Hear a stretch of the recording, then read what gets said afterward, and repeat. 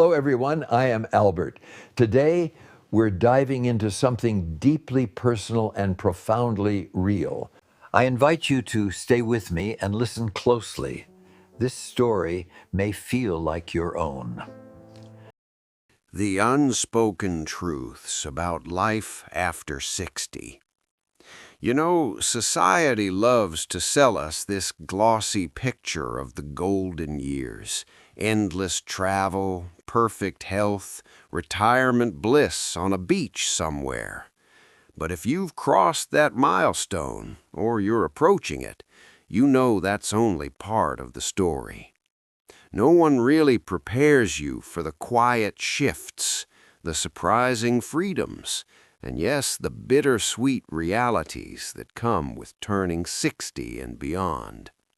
These aren't the dramatic warnings about aches and pains or financial worries.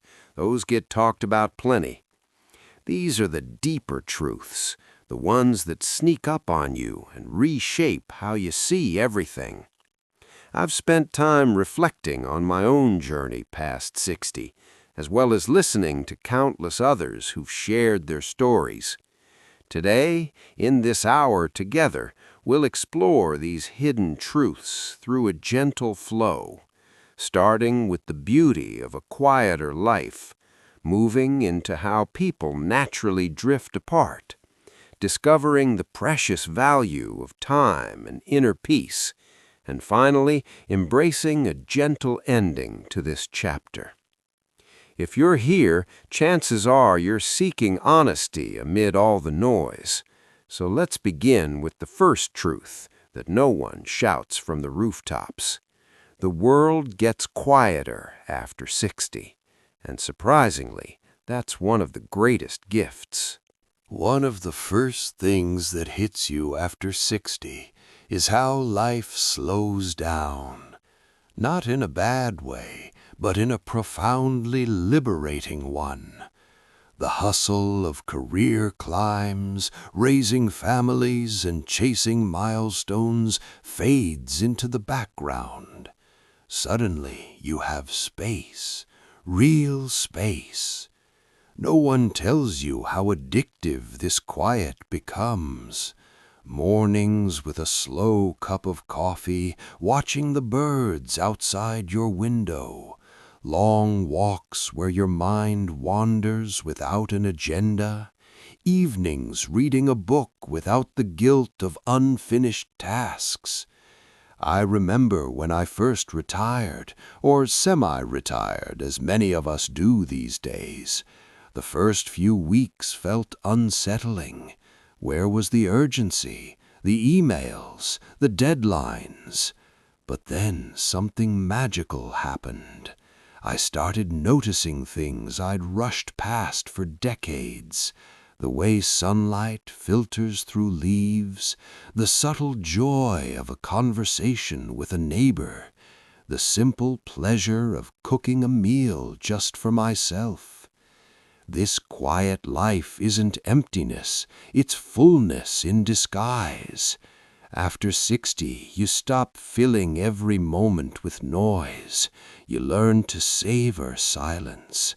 And in that silence, you hear yourself more clearly than ever before. But here's the surprising part. This quiet also brings clarity about what and who truly matters.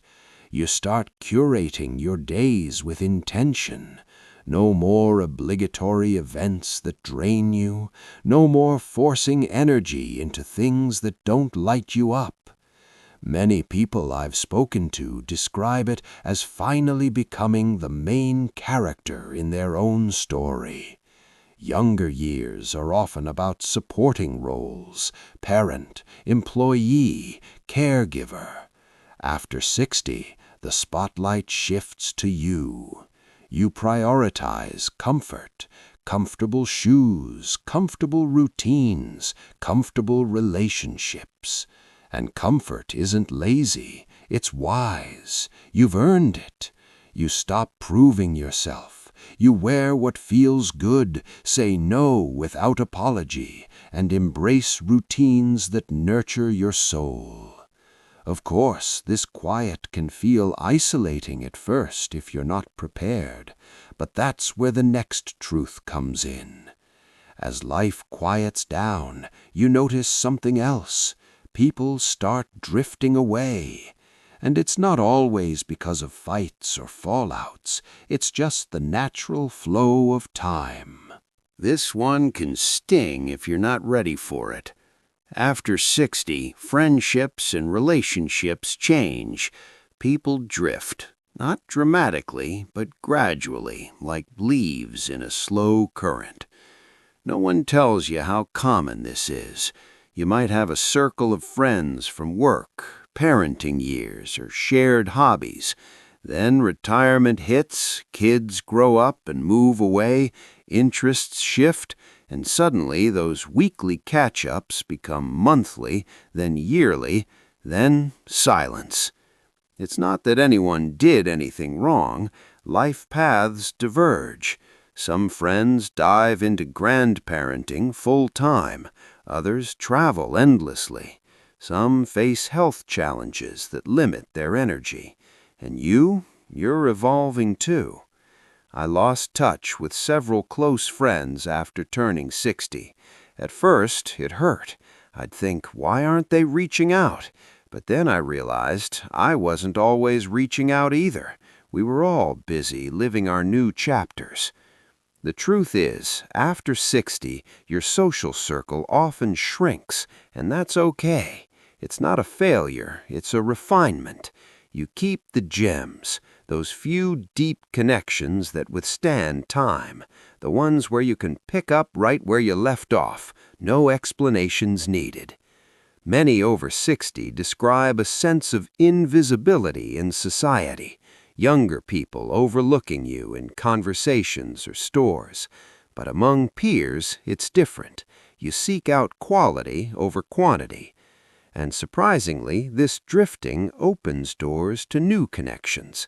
Book clubs, volunteer groups, classes, places filled with people in the same season.